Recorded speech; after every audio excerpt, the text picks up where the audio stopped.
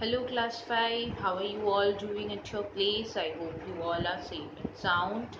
So today I'm back here with your English literature. We have done one chapter, that is Rip Van Winkle.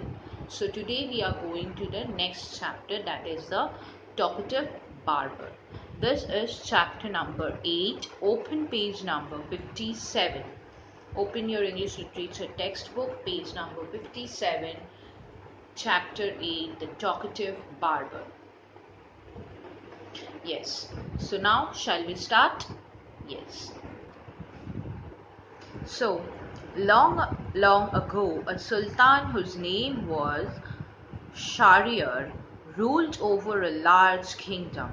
His queen was a good storyteller. Each night she would tell a story to the king. She narrated ancient Persian and Arabic folk stories. This is one of the stories from the Arabian Nights. So, here we have got the introduction of the story, The Talkative Barber. It is that long ago there was a sultan. Now what is a sultan? As we tell the king of the empire, or we tell them as the emperor. That means the person who rules the kingdom. So sultan is also a king. This name is given to the kings which belongs to the Muslim categories. In the Muslim categories, the kings are named as sultan. So what was the name of the sultan? The name of the sultan was Shahryar. So here Shahryar married a queen, and that queen was a storyteller. So every night the queen used to tell a story to the king, and they used to narrate the story of Persia, Arabic and many other. So here is the story from the Arabian Nights. Now let's start with the story. In the city of Kashgar lived a barber who was a great talker. Once the Sultan called the barber to shave his head. The barber started talking non-stop instead of shaving him. The Sultan got angry. So one day the king called a barber to his kingdom, and where in the city of Kashgar. So it was the story of the city named Kashgar. So the barber was a talker. That means the barber was very talkative man. The person who used to talk a lot in case of doing its own work. That means suppose you are given a work to finish it within 10 minutes. But you are a type of a person who is going on talking and talking unnecessarily instead of doing your work. So these type of persons are called talker, and this was the barber. And so the Sultan called the barber for what? For shaving his head. But the barber came over to the kingdom. But what the barber was doing? The barber was going on talking instead of shaving Sultan's head. So the Sultan got angry. When are you going to stop talking and begin to do your work? Now the barber was annoying the Sultan so much that the Sultan got angry and started shouting that when you are going to stop talking your rubbish and nonsense and you are actually going to do your work. Now turn to the next page, page number 58. So now the Sultan got so angry. Now what is the reply of the barber?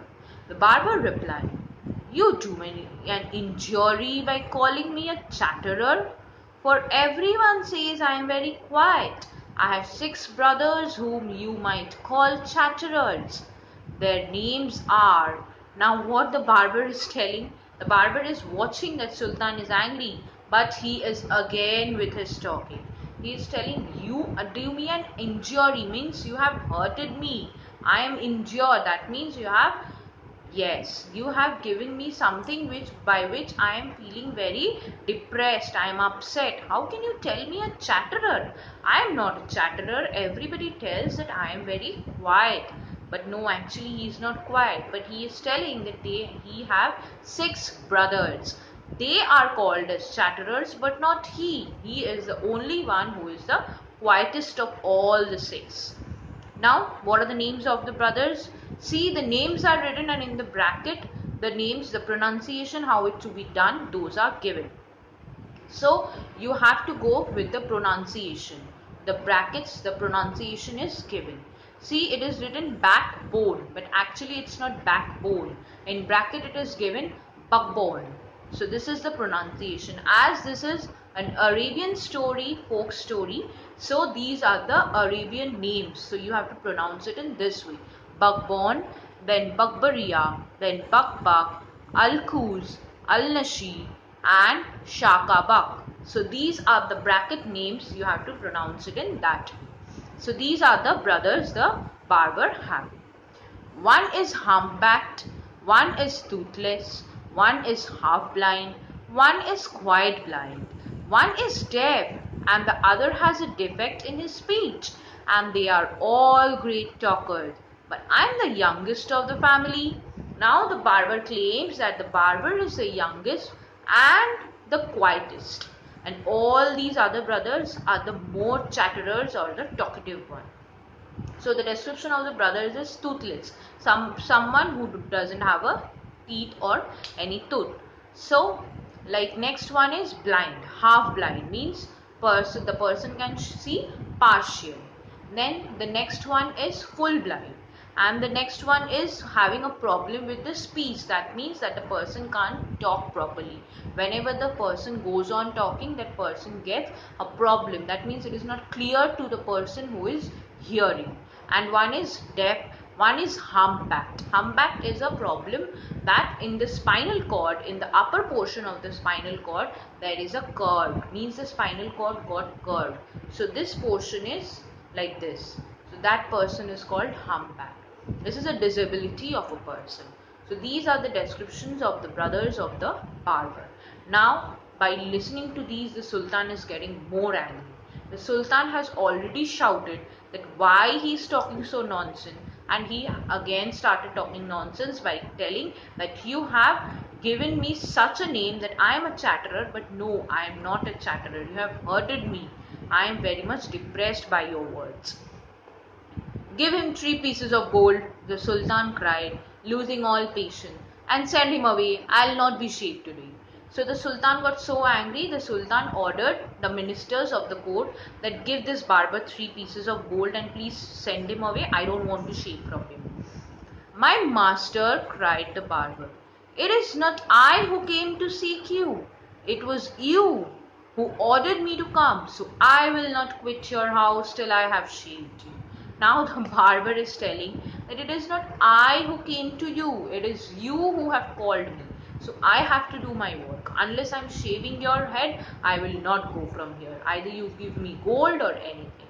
Now this is again one problem. He then began narrating another story which lasted half an hour. Now again the barber started telling story which lasted half an hour. Then the Sultan was quiet and waiting. Stop making your fine speeches and let me go quickly.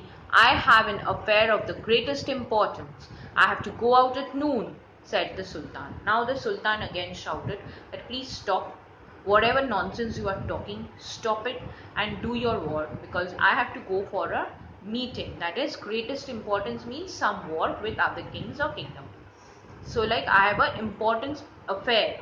So please do it fast. I need to leave.